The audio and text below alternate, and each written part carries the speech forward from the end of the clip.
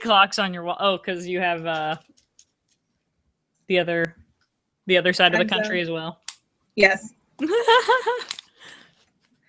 I have all the time zones to be mindful of. Yeah. Say that again? I have all the time zones to be mindful of. Yeah, I know. Where are you at right now? I'm in my room in Paris. Oh, very nice. Yeah, here it is. It's super messy. Are you in like a house or an apartment? I am in a dorm room. Oh. This is it. This is all I got. Where's your bed? Is it like a bunk? It's over here. Oh, okay, there it is. Yeah. Very nice. My friend Kelly is coming tomorrow to stay for like 10 days. We're both staying here. Kelly, who came to Newman House? Yes, exactly. I have an extra. What? Have you had very many visitors? I had one friend come down, and I have an extra mattress, so it works. But the room is like long and narrow, so we kind of each have our space. So it's like, okay, just behind the bookshelf is your space. And every day it's like, okay, let's tuck the mattress away. We can walk, because we can't. And we can't open the door either when both mattresses are down. So. That's okay. It's the way that's just the way it is. It's just the way it is, and it's fine, and I love my room, and I don't know, I'm right downtown in Paris. It's amazing, so I can't complain about that. Yeah. Can't complain. No. Welcome to the podcast. You're live right now. Oh, thank you. Because that's the way this works. Don't worry, no one's watching. Okay. Don't tell anyone. No one you know of. No. That's true. It could be. Somebody could be. I doubt it, though. If the NSA is watching us, yeah, they should. We're clearly dangerous. It's about time you got on us. Or extremely interesting. Yes. I have been to a lot of places where there's been terrorist attacks. I'm just saying. Yeah. So, what's up? Are you doctor? Are you Dr. Nicole REibe? I am Dr. Nicole REibe, That's right? awesome! I know! That just happened like less than a month ago, right? It happened like 2 weeks ago today. Wow. Actually. Like right now, 2 weeks ago, I was in my defense. Yeah. So when you get your PhD and you are now a doctor, do you just stop working? Like, what do you do? Do you like turn your brain off for 2 weeks? Okay, so I had a conference here in France last week, and it was on my dissertation topic, and it was just about my figure, Ashford of St. Victor. So it was intense, and I like on Monday night, so I gave my paper on Friday morning. Monday night last week, I realized that the paper that was done was utter crap. And so I started rewriting it at 10 o'clock at night on Monday. And I had to have it, and I was supposed to like have it done by Wednesday so I could like send it around. Nope, stayed up until 3 a.m. the night before doing the frickin' paper. That's normal though, right? That's not for me. Like I'm usually like way better than that. Oh, but your paper was on your dissertation topic. So after you defended, you were probably like, wait, there are things that need help now. Yeah, I was like, oh God, I was wrong. I need to fix this. Like I was really, really wrong. Time to correct. Well, I mean, I think that's what makes you such a good doctor is knowing when you're wrong, right? I know. So for the dissertation, my figure, Ashard, has 15 sermons and 2 philosophical treatises. And the philosophical treatises are just dense Neoplatonic nonsense to my mind. I'm just like, bored, cannot do this. And so it became very clear in the dissertation as I was trying to talk about it that the whole underpinnings of the theology that is in the sermons is the freaking philosophical treatise. Oh, wow. There you go. Whoops. But I like framed it being like, yeah, fine. But I was interested in how theology gets embedded in sermons. I was interested in sermons, therefore I ignored this. So the conference that I went to was just on one of the philosophical treatises where all of us were reading it and presenting papers on this one piece. There was one historian, 2 theologians, and like 7 philosophers who were giving papers. Wow. And so the philosophers were talking, and it's a treatise on the Trinity and like how we get from unity to plurality. So like the philosophers are talking about like genus and species and like the Neoplatonic heritage. And I'm like, oh God, this is so boring.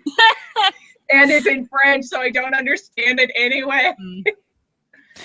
And then I give my paper on Christology. Like the most Christian, most theology-based thing that I could, just being like, boom, there you go.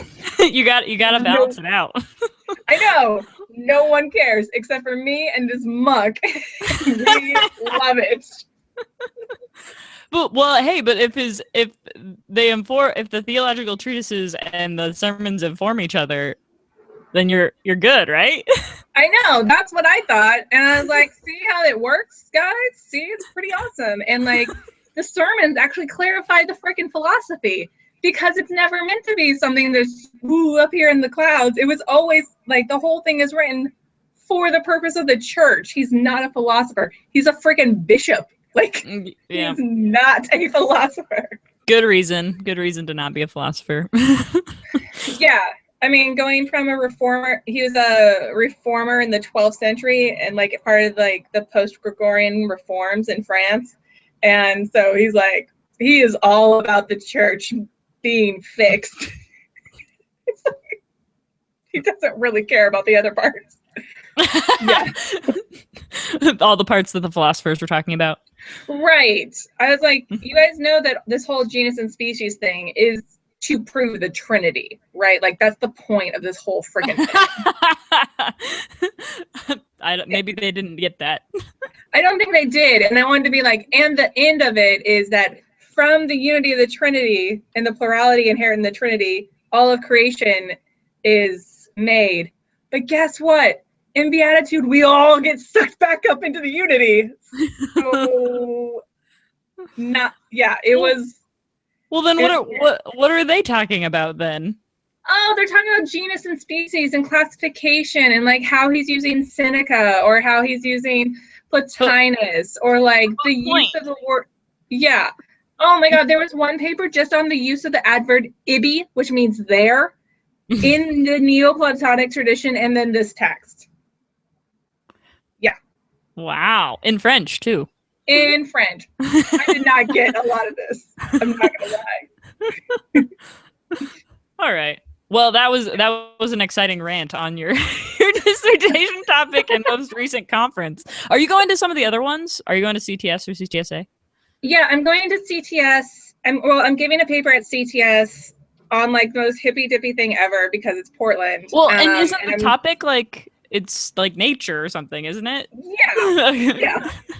And so for that one, I'm not doing anything historical. I'm just doing like a theological anthropology, arguing that instead of us healing nature, you know, in that whole fallen, like chain of being bullshit. Sorry, nonsense. That now I have to mark this unclean. I'm sorry. No, you're fine. No, you're fine. Continue. And so I am arguing that nature has a role in redeeming us instead. Yeah. Is that like a new thing? Kind of. Like the eco-feminist theologians do it. And I am looking at it from like a health perspective, how doctors are prescribing people to go outside instead of for them to take medicine. Like literally your prescription is to go outside and take a walk or just be freaking outside. So it's not even about exercise, but literally the sun makes you healthier. Being in nature helps your asthma. Well, and that would be kind of an interesting thing to talk about theologically. Exactly. Because it just sounds like obvious biology-y thing, or like, you know, but right. But it does, like, when we talk about redemption and like moving towards like beatitude, where I would think physical health is part of that, that we say that we're gonna have perfect bodies and like that we're trying to live into fulfillment now, that maybe that has something to do with being outside. Or that maybe. that the walls that we have created, like our society, like, are actually keeping us from being who we're supposed to be, and from, or who God created humans to be, and that we're supposed to be outside. Well, yeah, and I mean it's kind of, you know, if you're looking back in history, or like in even just, you know, the Bible, you're gonna get, I mean, everyone there in that context was outside pretty much all the time. All the time. Yeah. So that wouldn't have even been a thing that they would ever, like, this would not be a thing they would think, but it's weird that we have to. Right. You know, that I have my air conditioning and I'm very happy about it. Good, but you should still go walk outside and get your vitamin D. Yes, I should. Yeah, it's actually really fascinating, the new stuff where it's like, it's not even being outdoors to be active. Like, you can literally just go sit on a friggin' chair outdoors and become healthier. You know, with some sunscreen. Yeah. You're like, listen, the risk of skin cancer is worth it compared to worth it. Yeah. What other type of cancer you might get from sitting inside all day. I don't know. Yeah. I don't know. Yeah, so that's one paper. And then I'm going to CTSA, but mostly just to hang out with Nicole Flores and Amanda Osheim and like learn how to network in the Catholic networks. As ooh, I know, because everyone's like, ooh, that's where everyone actually is. Like, so I'm like, oh, okay. All right, wait. I want to get on track of some of my questions really fast, but we'll come back to that. All right. I don't know how long we've been talking, probably like 10 or 15 minutes. But Nicole, maybe whoever's listening will be able to surmise where you're from or what your background is. But tell me, what is your background? Where are you coming from, and how did you get where you are? Like, literally? Okay, so well, I mean, you could do like a short bullet point edition, et cetera, et cetera. Okay, so I think it's probably important to know that I'm from the Northwest and am incredibly Portland, no matter how much I try not to be. Mm-hmm. But being from the Northwest, I think religiously means that you're always a hybrid. You know, like, we just don't do like, everyone's like Christian Buddhist, or everyone has multiple things going on. And my multiple thing was always that, and it's not a very fun one, but like that I was Presbyterian and Pentecostal. Like that's how I was raised. I know. Woo! I but speak what Pentecostal? in a very orderly manner. And what like, which Pentecostal? Assemblies of God. Okay. Yeah. I know them. Mm-hmm. Yeah, so like more middle of the road Assemblies of God, but you know, we had, or Pentecostal, but we still had some of the fun things. We weren't like handling snakes. But I mean, not fun. Not for me. I don't like snakes. Well, okay. Continue. But like, so I think what that has done is made me very kind of ecumenically open-minded, where I never understood until I became an adult, these kind of hard and fast divisions between traditions. And that probably led me to becoming a medieval theologian, which is what I am, because I never saw the medieval tradition as something that was quote unquote Catholic versus Protestant, but that it was everybody's tradition. Well, I do medieval Western Europe, so it's probably not the Greek Orthodox's tradition, but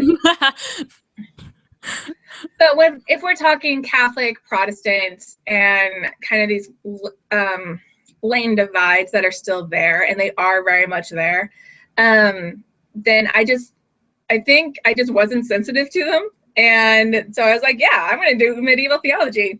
Nothing wrong with that. Nothing weird about being a Protestant doing this. Nothing weird about being like a progressive lady doing that. I've since learned that is strange. Well, at what point did you sort of like realize, I mean, in one sense, it's like, it's great because I mean, you get into academia, no one tells you no. Like, I mean, as long as you can do it, they're like, yes, keep going. It doesn't matter. Yeah. As far as I can tell. But like, how did you, like, did it at some point it like click in your brain where you were like, what? I was kind of slow on the uptake, and then like I realized that my peers and I was different from my peers.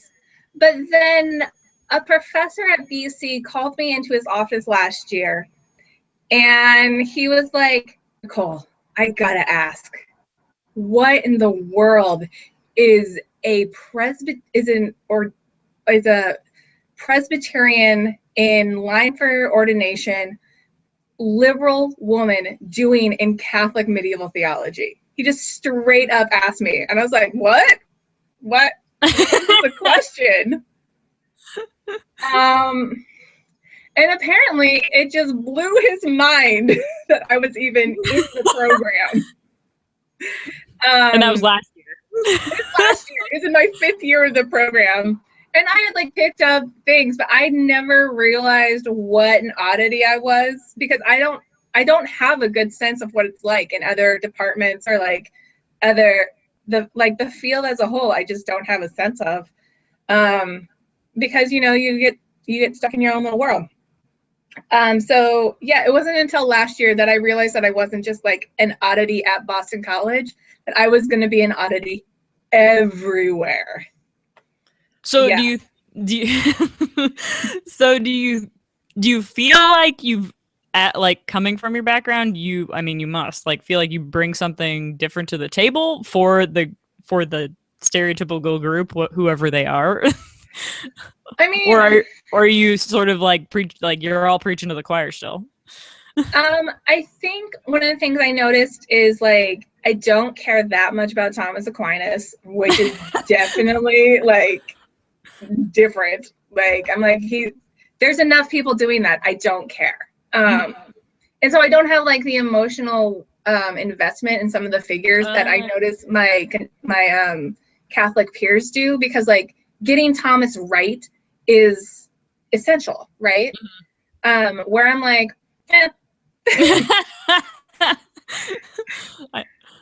yeah, we'll never know if we're getting it right, guys. That's history.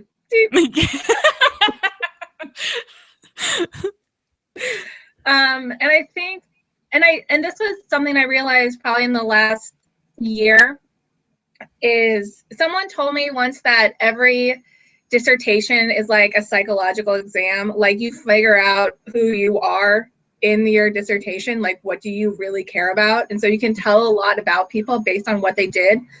And so I think the fact that I wrote on sermons and wrote about how theology is communicated to people in the pews, and I think that really speaks to me being Presbyterian. I mean, if there's one thing we like, it's sermons.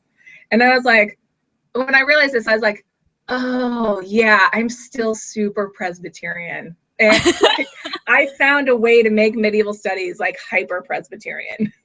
So that's impressive. I know, right? I didn't even know I was doing it. But I think where my interests lie have a lot to do with my upbringing, because I do find like I care a lot about like exegetical tradition and exegetical history and how people are interpreting the Bible, which is like so blatantly Protestant. It's and like a certain type of evangelicalism, like the Bible is everything. And care a lot about preaching. I noticed that I care to, or my attention goes more towards spirituality, which I think is a very Northwest thing. You know, like doctrine's great, but it's really there to help you get to somewhere else. Yeah. Yeah. You don't get stuck there. Right. And so like so in opposition, or not in opposition, but in contrast to some of maybe other medieval theologians, tracking down the fine points of doctrine, I just can't. Like and like yeah, it's exhausting. It's exhausting and I don't care. I really love all the people who do that work. No, yeah, it's important. Yeah. So in the dissertation defense, I was with Steve Brown and Boyd Taylor Coolman, who are excellent at tracking this. And at one point, someone was like, "You just don't like speculative theology, do you?" And I'm like, I could take it or leave it. Which is true. So I think that's probably how my background has seeped its way or informed the way I do my my studies now. Yeah. So okay. So you said you're into sermons and preaching and things. So where have you preached before? Or when was the last time you preached? Oh, the last time I preached was probably about 4 years ago at Tualatin Presbyterian Church. Where is that? That is in Tualatin, Oregon, which is right outside of Portland. So before I did my doctoral work, I actually spent a year as a ministry resident, which is basically a made-up position at this church. It's not like a formal category, where the pastor, Ken Evers Hood, who is an amazing preacher himself, he just needed more help. And I just walked into church one day because my grandmother was like, "Oh, you have to come to this church," because I had just moved back to Portland. And my grandmother was like, "Nicole just graduated from Princeton." And he also had gone to Princeton because that's where all Presbyterians go. Okay. And I came, and he was like, "Oh, we need some help." And so I had an interview that week, and then spent like the best year of ministry at Tualatin Presbyterian Church. So I did that for a year. And then every once in a while, especially my first 2 years of doctoral work, I would come back and preach for Ken when he needed a break because he was the only person on staff for a long time. Oh, wow. Yeah. And it's like a very vibrant church, and it was wonderful. It was a great preaching environment. During that year, my brother was going through chemo, and so it was like a very emotional year for me. And so every sermon that I preached was basically I would always pick like the Psalms passage. And for people who don't know, like most of the Psalms are complaining, like crying out, being like, "God, why?" Yeah. And then they end happy with like, "Okay, God, I know you got it under control. All right, cool. It's gonna be okay." And so I've like gone back and looked at those sermons, and they're all Psalms or Job. And so I found preaching to be a really interesting way to publicly communicate with God in some ways, because I think when you're in some spiritual distress, prayer becomes really, really difficult. And so I know like I could not pray for about 18 months, and that I was very fortunate to have a lot of people around me who could pray for me and pray with me. But like my words were not coming. But getting to preach angrily, oh yeah, I was good at that. And there were about 5 other families that also were dealing with cancer in this relatively small community at the time. There was one family where both the mother and the son had cancer at the same friggin' time. Right? Awful. So I don't know. It was interesting how preaching became a public catharsis for like those things that we tend to try and hide from our community. You know, the like doubt and fear and just anger. And I was just such an open wound that I could not hide any of it. And I think that was a real blessing for me at the time. And knowing the families that were struggling with very similar things, they too were like, thank you for at least putting voice to the pain that's happening right now, because painful sermons are not something that we hear very often. Yeah. You know, like really emotional, this sucks. Come on, God, get it together. That's kind of true. They tend to end on a high note, or it's like it's like high note or challenging you somehow, or like, you know, something.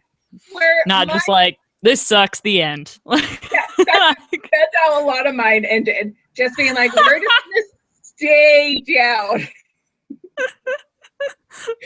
We're just gonna be dark for this week, okay? Kim will pick us up next week, but this week we're going dark. Well, nothing I can do about it.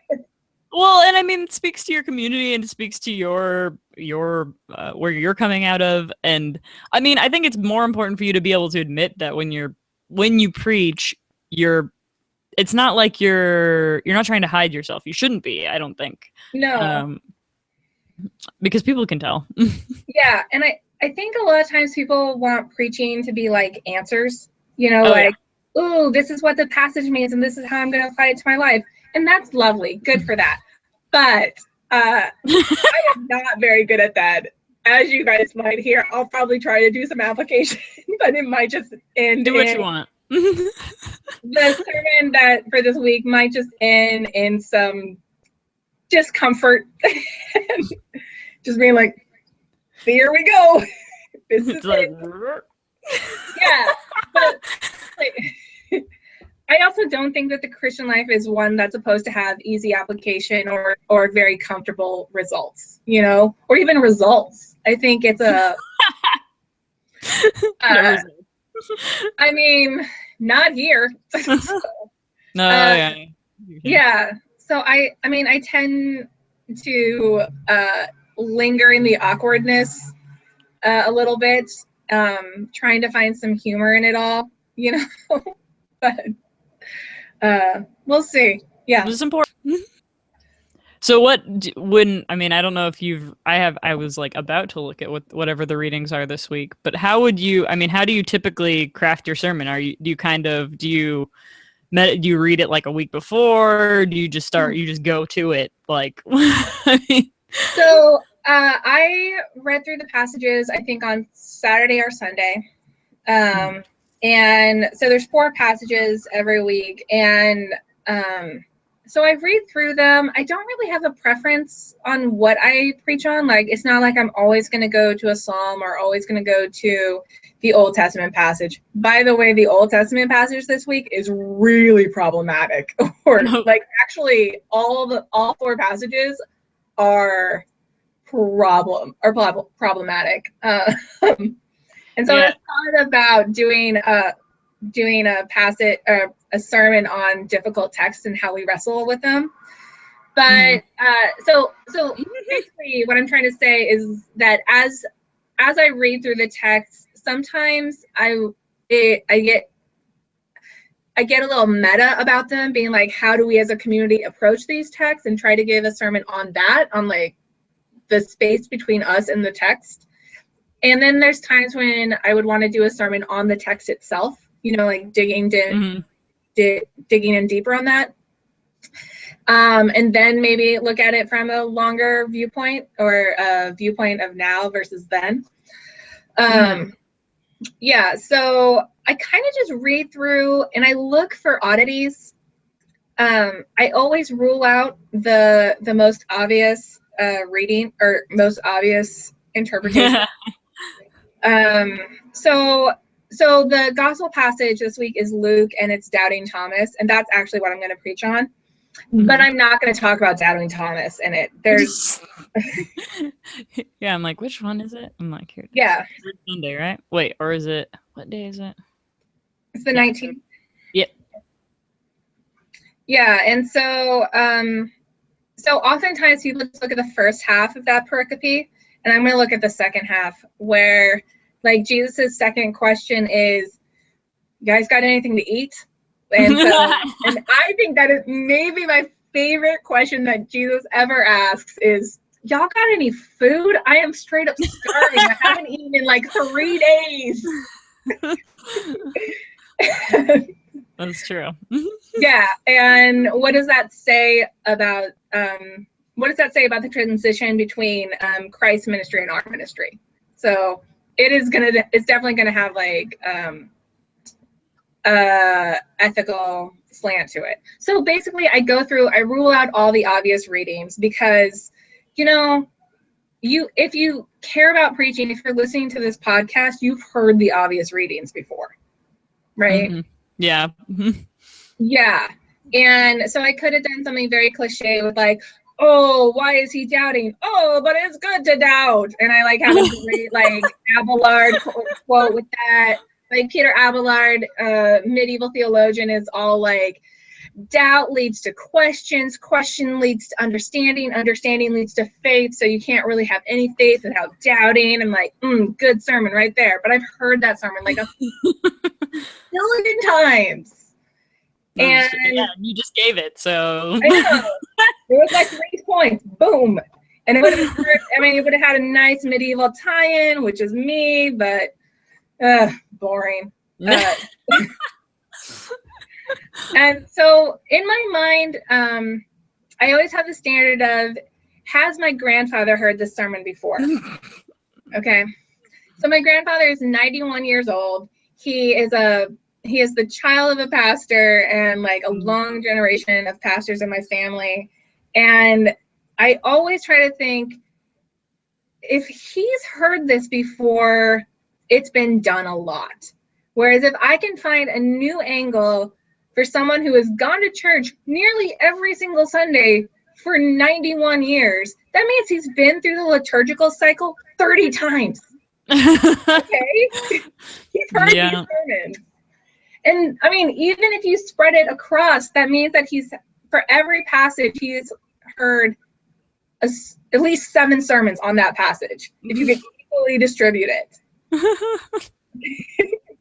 So I try to find a new angle that my granddad has not heard yet.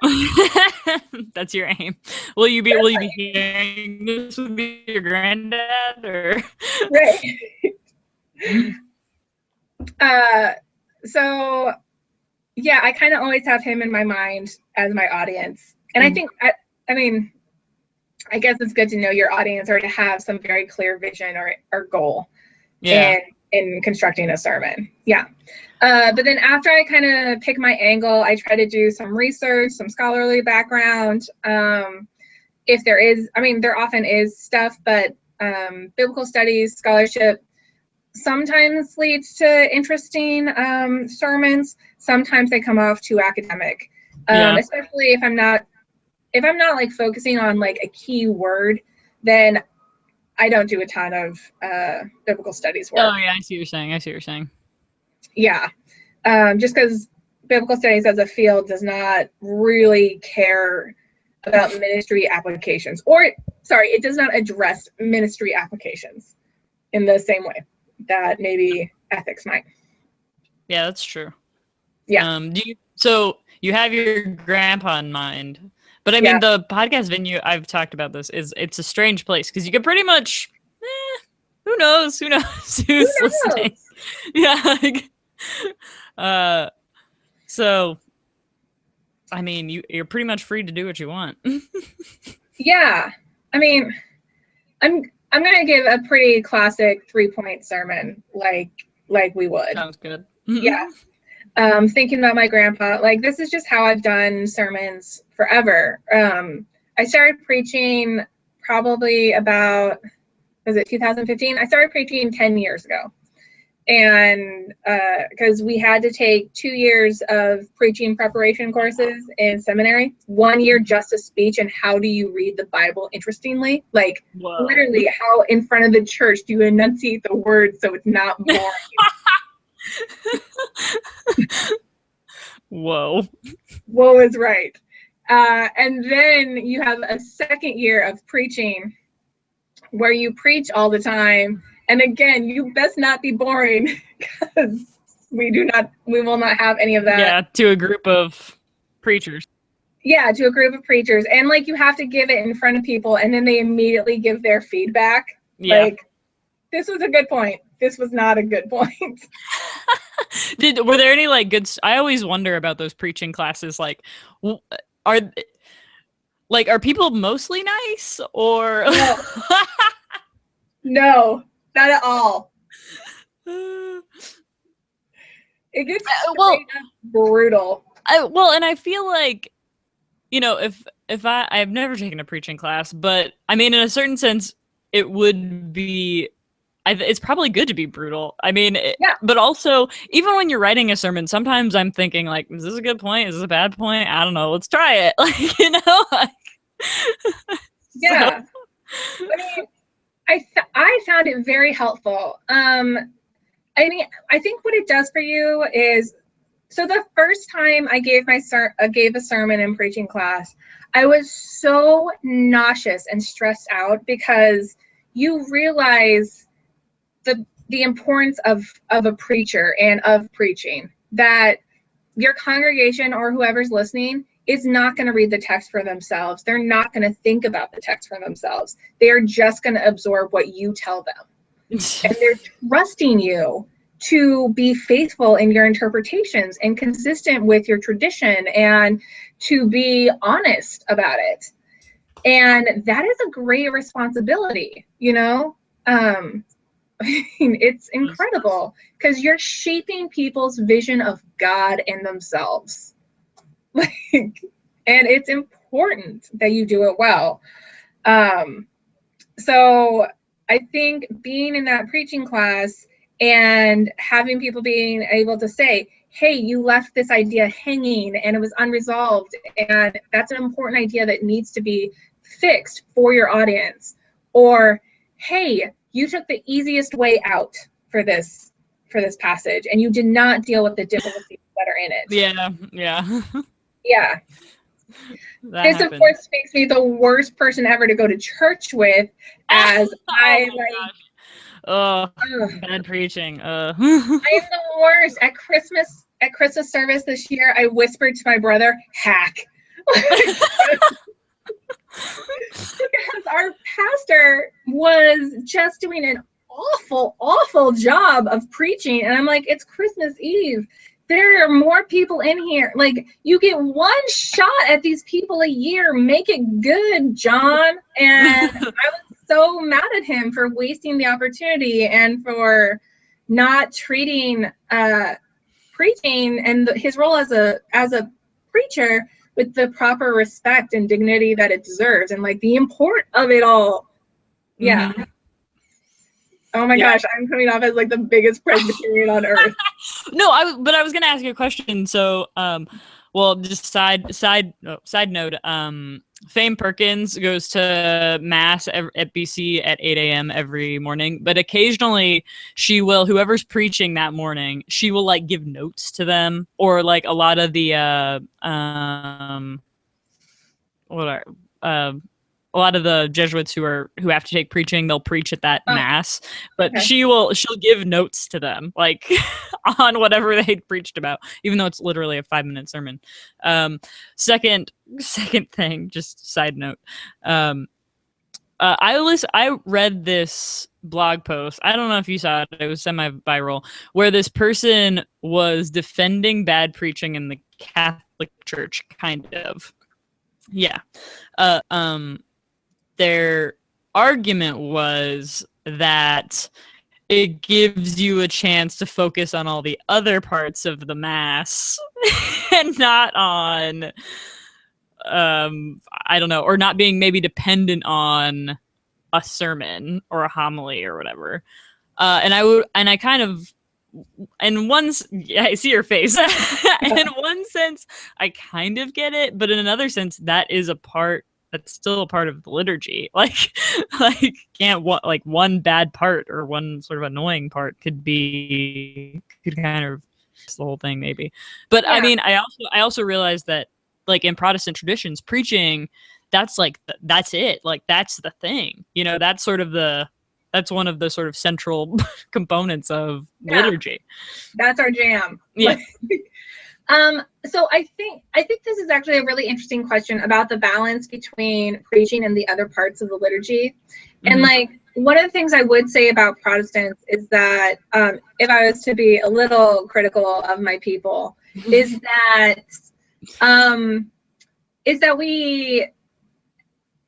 we treat preaching as if that is it, like that is the whole point, that we're there and that we're there for 60 minutes, but really only these 15 minutes matter. Mm-mm. And so that we are not thoughtful about the way that our prayers, like the prayers of the people or the prayers of confession, are actually really important and function for us. And we aren't so attentive to the ways that our hymns are actually embedded with theology, and that the way that songs work in a different way theologically than I think sermons do. You know, like I can sing a whole bunch of hymns. I cannot recite sermons that I've heard. You know, that they embed in you in a different way, and like so that's, I think we're so like preaching is 100%, and I think. And if you look at this historically, I think the reaction from the Catholic Church, because of the Protestants being like, preaching, was a swing to everything else is better. You know, everything else is more important. Like grace comes not through the hearing of the word, but through the sacraments. Mm-hmm. You know, that's where the action actually is. Mm-hmm. You know? And that there's an embodiment of in the liturgy in Catholicism that is very different. Like for Presbyterians or evangelicals, it's a bunch of standing up and sitting down and maybe some hands raising, right? Mm-hmm. Yeah, maybe. Where I think in Catholicism and versions of Episcopalianism, like having all of your senses really engaged, you know, like various incenses for some holy days, and like the music and like the beauty of it all, and the processing forward and the kneeling, and like it's a much more physical and sensually rigorous experience. Mm-hmm. Than I would say in many Protestant traditions. Mm-hmm. And so I think in a way I can see why someone might want to say preaching is not the most important. Yeah, well, yeah. Especially if your theology of the sacraments, and especially of Eucharist, is that of a Catholic nature. Yeah. Whereas, like, but even with like my tiny critique of Protestantism, I would say instead of preaching being 100% of the thing, I'm going to say it should be 80. The biggest thing. Well, I mean, it is teaching, and it's all about making sure everybody knows their Bibles well, or knows, or at least has a better, like, why are you doing what you're doing, essentially. Yeah. And I mean, the hope is that through good preaching, you now understand the other parts of the sermon. Oh yeah, exactly. Good, yes, exactly. Right. Whereas, how can you meditate on something if you have no idea where it comes from or what it means? What you're doing, right? Yeah. Whereas sometimes I feel like, and here's my counter critique of Catholicism, that people don't know why they're doing what they're doing.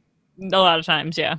Or they may not, or that they could know more, and they are not being given the opportunity to know more about their faith. Potentially, that's true. And I think in some parishes, or even just in Catholicism in general, they're trying to get people better trained, which is like Yeah. it's a real tough road. Yeah. For Really them. all generalities. People are like, I just, yeah, no, totally. Yeah, totally. But I mean, and I think and even like you're critiquing like Protestantism is less bodily sort of or whatever. But I mean, I think even going through the motions in either place you could still have sort of a conversion or a trans. Oh, like yeah. not not everyone, but you still could. It's still possible. Yeah, I think. I mean, for me, I kind of think like I think God is big enough to reach people in lots of different ways. And and this is also how I understand the different traditions, which again speaks to me being a hippie Northwest Portlander. Is that everything's good, every tradition's equally great, and God is just, and like the kind of like charisms of each tradition speaks to how God is moving in those traditions to meet those people where they're at. So like I think I'm just going to use Presbyterianism as an example because that's mine. You get a lot of nerds there. Like you get a lot of people who like intellectual, like facts and histories. We have a lot of accountants, in the Presbyterian church. And so I see Presbyterianism as really trying to love God with your whole mind, right? Whereas I see Catholicism as loving God with your whole body and your whole soul. And then I see like Methodism as loving God with your whole heart. Like that we need a lot of those different traditions. And I think it just speaks to the beauty and the diversity that is God. Yeah. I agree, but I don't know if I'm supposed to or not. Well, you don't have to. You can double down being like, no. There is one right way and yours is not it. I mean, I am I know, you're a recent convert. Come on, act like one. Confirmed Catholic puts together female preaching podcast. I know. Whatever. I come from two traditions that don't let women preach, so typically. So you clearly need to do a preaching podcast. Exactly. If I left those groups, then how can I be an example? Exactly. I love it. All right. Sort of wrapping up. Okay. I have one question that I like to ask. There's a few easier ones. Just a memorable moment remembering a homily that was preached to you. So a good one, not a bad one. Remembering a good homily. Okay, so this is from Cornwall Church in Bellingham, Washington, with one of the best preachers that I've ever heard. I do not agree with him on a lot of what he says, but he was an amazing preacher. And this is a Church of God congregation. And the pastor's name is Pastor Bob Marvel, one of the best pastor names ever. Bob Marvel. Yeah, that's pretty great. Yeah, and he had a real talent for wordplay within a sermon. And so he was preaching on David and Bathsheba, which is something that we've heard 1,000 times. But the name of the sermon was Bed, Bath, and Beyond, which I thought was the best sermon title I've ever heard. I like that he announces his sermon by the title. Oh, yeah. Definitely. Definitely. Clever sermon titles all the time. And it was in the middle of a series on the life of David. And it was just, I mean, I remember thinking, he was talking about, if I remember correctly, the way that King David was so selfish to take from Uriah something that wasn't his, and when David had so much. you know, like this idea of the wealthy taking from the poor and then sacrificing the poor, you know? Yeah, pretty much. Right?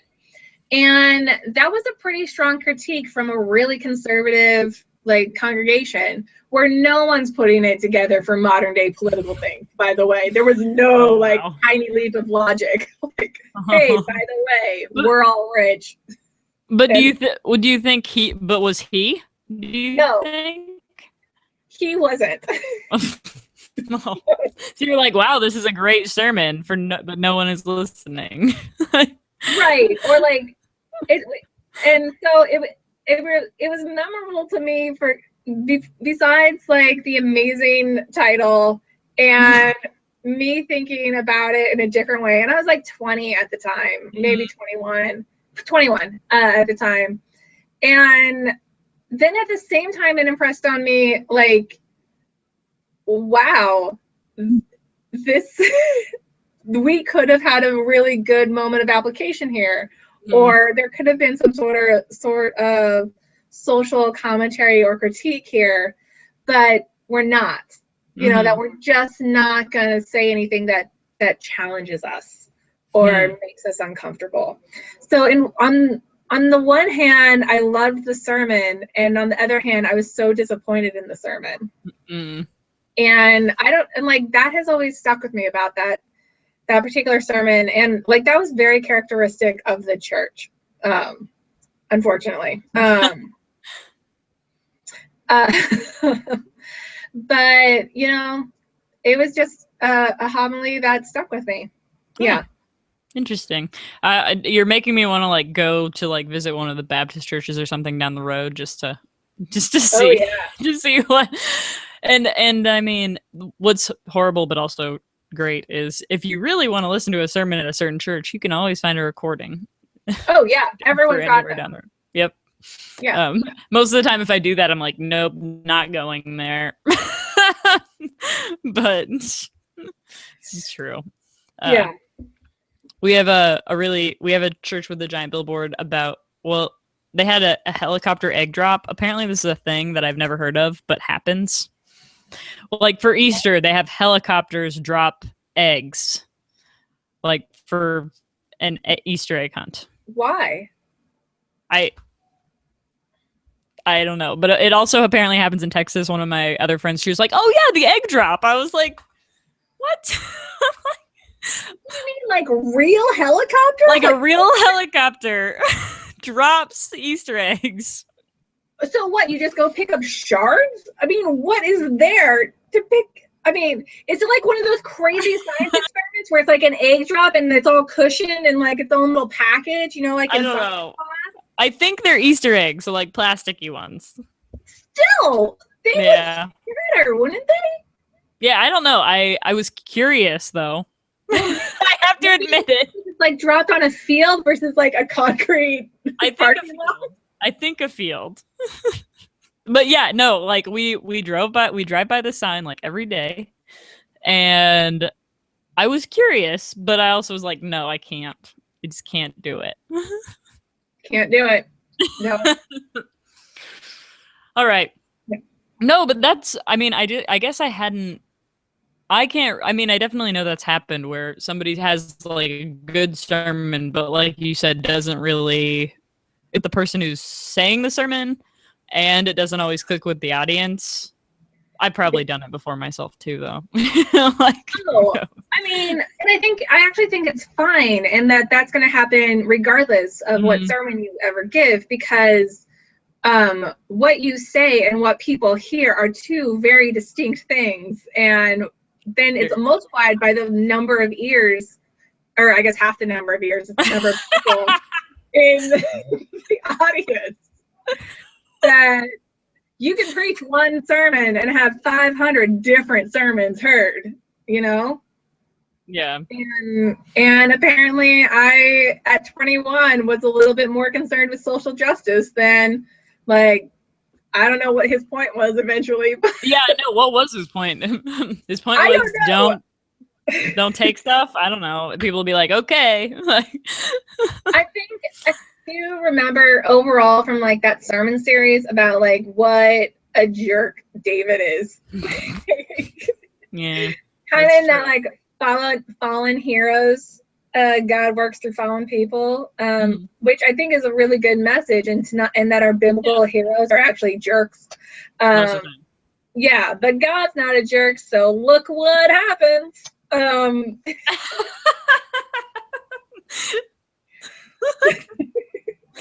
We're twirling our finger for those people who are listening and not watching. All right. Nicole, Dr. Nicole REibe, Dr. REibe. Does anyone call you Dr. REibe now? Do you have people who call you that, or did they call you that before? I think people have like jokingly done it on Facebook, but I'm gonna make them call me that, like in real life. I flew back to France the day after I defended my dissertation, and so it's not like a lot of people had the chance to be calling me Dr. REibe. But and in France, no one cares. So yeah, especially when you get it in theology, no one cares here. But I think next year, I'm teaching a class at BC next year, and so I think I will make them call me Dr. I mean, they're going to end up calling me Dr. Nicole because my last name is so apparently difficult to say. Really? And well, I before E, they don't know how to say my name. There's too many vowels. It's 60% vowels, and it messes everybody up. Yeah. Was it German? Yeah, but in German it'd be REibe. So much so that like my director, when I finished my when like they announced that I had it, they're like, everybody, Dr. REibe. Thanks. It's embarrassing. For him. Because everybody else knew that was incorrect. Rib. I don't even understand why it's so hard, but it is painfully hard for people. I don't know. All right, let me ask you the fun question. Okay. What is your best celebrity encounter? Okay, so I was at the General Assembly for the Church of Scotland about 7 years ago, 8 years ago. And because I used to work for the Church of Scotland, and I was their delegate from Europe. This is when I lived in Switzerland and did youth ministry. So I was there representing all of Europe. And good job. Yeah. And there's like a big reception one night during this. And one of the former moderators of the Church of Scotland, his name is Ian Torrance, and he was the president of Princeton Seminary at that time, and I had taken a class with him, and so I was like, oh, Dr. Torrance, how do you do? It was nice to see you. And he decided for that party to kind of adopt me as like a nice thing for his former student. And the other thing about the Church of Scotland General Assembly, which I don't think people know, is that so the Queen is the head of the Church of Scotland, okay? Just like she's the head of the Church of England. Okay. Okay? And therefore, a member of the royal family has to be there. And so my year, it was Prince Andrew was there. And so we're at a party at the Royal Palace in Edinburgh. I want to say it's Balmoral, but that might be wrong. I'm pretty sure it's Balmoral. And Dr. Torrance was like, have you met the Duke of Inverness? Because, when the Brits are in Scotland, they go by their Scottish titles. And so he's not the Prince of England. He's the Duke of Inverness. In Scotland. Because that's Scottish. That's a Scottish title. And so Dr. Torrance takes me over to meet Prince Andrew. And we're waiting and we're waiting. And I'm literally touching shoulders with Prince Andrew. And then right when he's finished talking to someone, he just zooms away. And so I didn't actually get to say hello. But he was right there. I touched him. I literally rubbed shoulders with royalty. Very good. There's so many celebrity encounters where I feel like people do that and then they don't necessarily get to say anything or talk, and then you're like, no, what was I thinking? Like, I have to I didn't even have the chance to put my foot in my mouth and be like, aren't you glad you're rid of us dumb colonists? Or something like that. We would have taken you guys down. We were really weighing the empire down. Glad you got rid of us. Yeah, totally. All right, good story. How about, what's the last song that you danced to? Last song that I danced to. Okay, so I'm a big room dancer, you know, like just dancing in my room. And last night I somehow got on a kick on Pink, like, you know, the artist Pink. Yeah.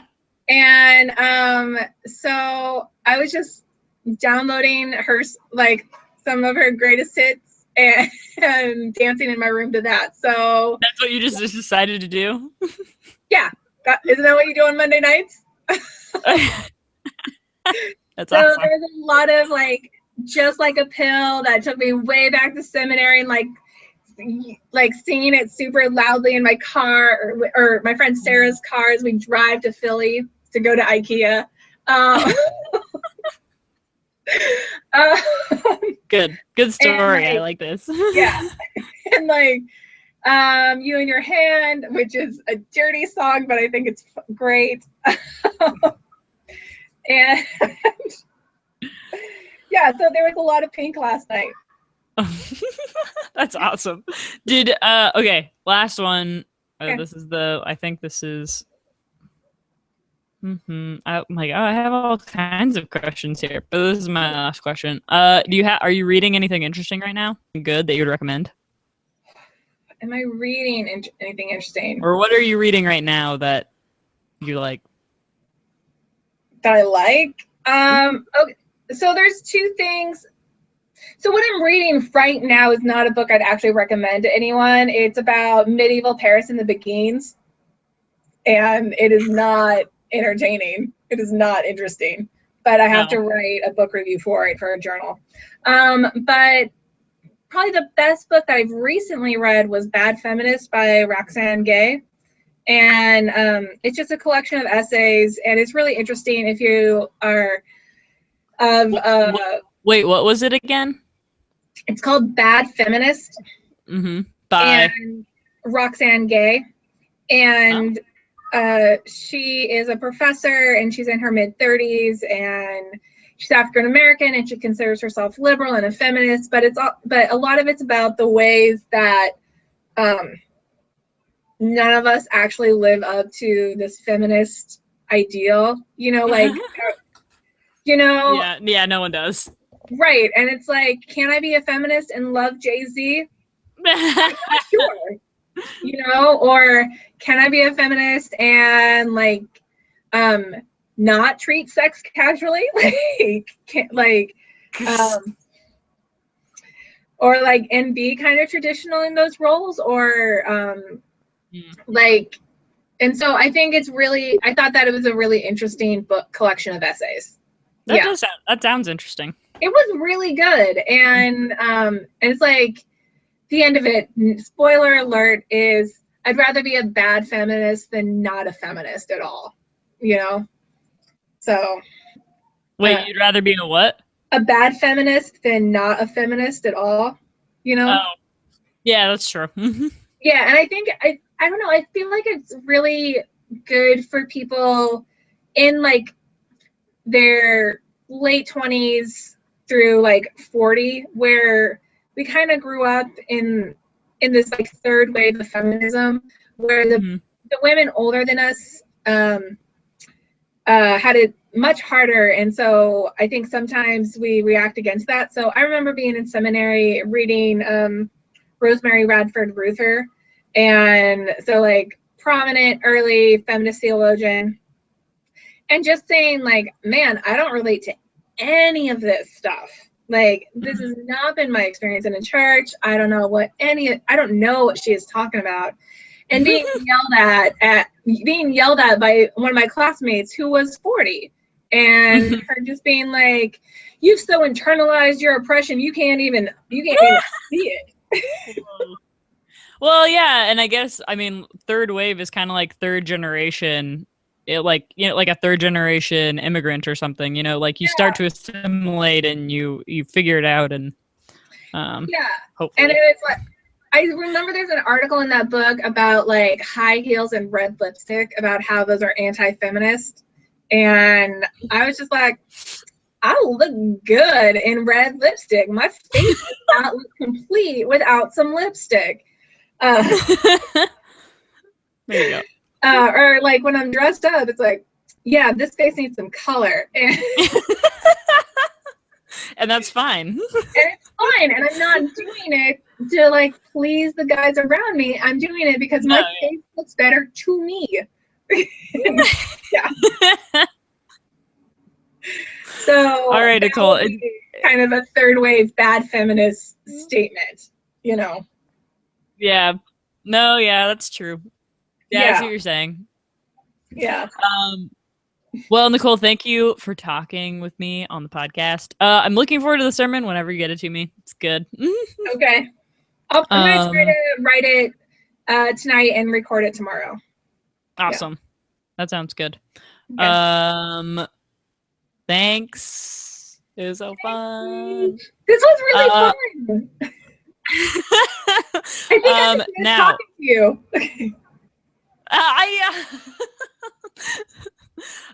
Hey, do you want to talk about something else off of the